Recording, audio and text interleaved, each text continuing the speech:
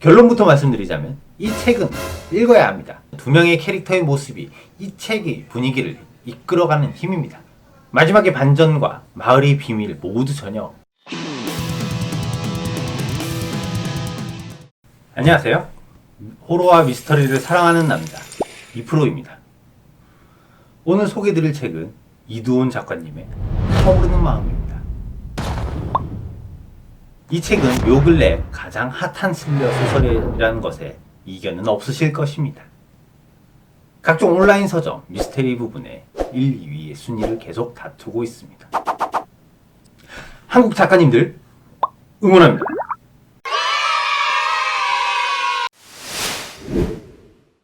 본격적으로 책에 대해 말해보겠습니다. 일단 초반부는 약간 지루합니다. 이 책이 거의 400페이지인데 거의 절반가량이 생각보다 많이 지루합니다. 물론 세계관을 설명하고 등장인물들을 소개하고 사건 진행의 기초를 다지려면 어쩔 수 없는 선택이기는 합니다. 이프로는 이것을 소설의 진입장벽이라 부릅니다. 대부분의 소설은 이 진입장벽을 넘고 나서야 책에 몰입할 수 있습니다. 어쨌거나 이 부분은 많이 아쉽습니다. 결론부터 말씀드리자면 이 책은 읽어야 합니다. 초반 진입장벽을 넘는다면 이 책의 분위기가 반전됩니다. 이야기가 활기를 갖습니다. 치밀하게 이야기들이 구성되고 등장인물들의 갈등이 고조되어 눈에 보이는 듯한 묘사가들이 펼쳐집니다. 어느 순간 제가 이 소설의 주요 무대인 비말마을 한가운데 있다는 느낌을 받게 됩니다. 이거 정말 놀라웠습니다. 초반에 지루하게 우리에게 정보를 제공했던 부분이 우리를 이 세계관에 몰아넣을 장치를 한 것 같이 느껴졌습니다. 그리고 이야기는 결말까지 달려갑니다. 정말 순식간에 결말에 도달할 수 있을 것입니다. 그러니까 읽으세요. 이 책의 주요 화자는 두 명입니다. 범인을 찾고 싶은 벤나와 이 살인사건의 범인인 위도입니다. 범인은 생각보다 초반에 자신의 정체를 우리에게 드러냅니다. 읽는 순간에는 의아했지만 책을 읽다 보면 이해를 하게 됩니다. 책의 배경인 비말마을은 과거에 일어난 살인사건을 바탕으로 그 살인사건을 관광상품으로 마을 사람들이 수입을 만들고 있는 정말 독특한 마을입니다.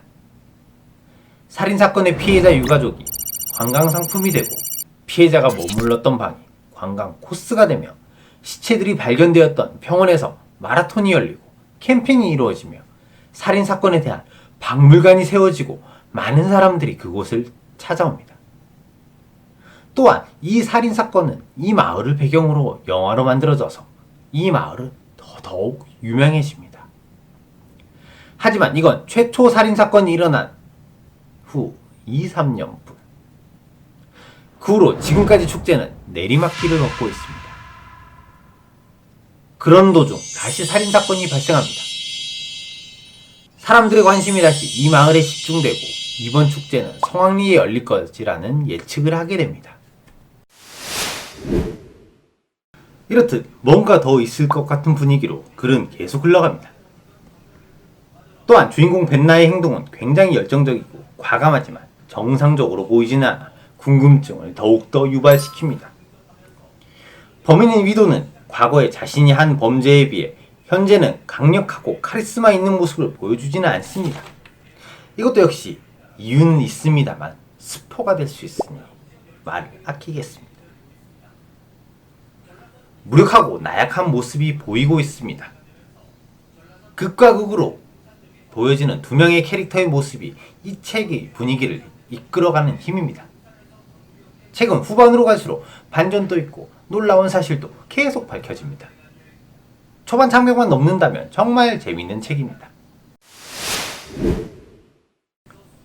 첫 번째, 책에는 분위기가 크게 변화하는 시점이 두 군데가 있습니다. 초반 장벽 이후 급속도로 사건이 전개되는 지점과 갑자기 벤나가 똑똑하게 묘사되는 지점입니다. 사실 벤나는 IQ 138에 퀴즈 프로그램에 나갈 정도 상식이 풍부하게 묘사됩니다만 어딘가 좀 모자란 모습입니다. 작가님이 의도한 모습인지 저의 착각인지는 모르겠습니다만 베냐가 추리를 하는 모습은 무엇인가 급박하게 확 돌변하는 느낌이었습니다. 두 번째, 옥이라는 캐릭터입니다. 이건 스포가 될 수 있어 자세하게 말을 할 수는 없지만 책 중간중간에 허점이 존재합니다. 이 캐릭터에 대해 더 말하고 싶지만 너무 큰 스포일러라서 자제하겠습니다.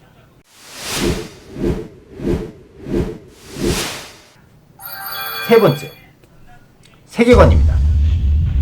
비말 마을은 너무 이곳저곳을 연상시킵니다.